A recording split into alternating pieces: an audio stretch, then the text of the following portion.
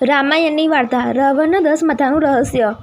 રાવણ વિશે બધા જાણે છે. તેઓ રાક્ષસ વંશના હતા અને તેમના દ્વારા કરવામાં આવેલી ભૂલોને કારણે દર વર્ષે દશેરાના દિવસે રાવણ દહન પણ કરવામાં આવે છે.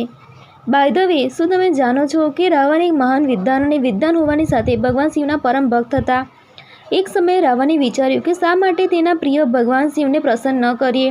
એમ વિચારીને તે તપસ્યામાં લીન થઈ ગયો. લાંબા સમય સુધી તપસ્યા કર્યા પછી પણ ભગવાન શિવ પ્રસન્ન ન થયા.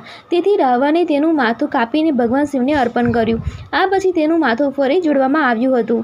આ પછી તેને ફરીથી તેનું માથું કાપી નાખ્યું, પરંતુ તેનું માથું ફરીથી જોડાવવામાં આવ્યું. આ રીતે તેને એક પછી એક 10 વખત માથું કાપ્યું અને દરેક વખતે તેનું માથું પાછું ઉગતું. રાવણની આ તપસ્યા જોઈને ભગવાન શિવ પ્રસન્ન થયા અને વરદાનની સાથે તેને 10 માથા પણ આપ્યા. આ રીતે રાવણનું નામ દશાનન પડ્યું. આ કથાની સાથે રાવણના 10 માથા હોવાની બીજી ઘણી વાર્તાઓ પ્રચલિત છે. કહેવાય છે કે રાવણને 10 માથા નહોતા, તેને માત્ર 10 માથા હોવાનો ભ્રમ ઊભો કર્યો હતો. તે સમયે કેટલાક એવું પણ માને છે કે રાવણ 6 તત્વજ્ઞાન અને 4 વેદ જાણતો હતો. તેથી જ તેને 10 કંઠી પણ કહેવામાં આવે છે. કદાચ આ જ કારણથી તેમને દશાનન પણ કહેવામાં આવતા હતા.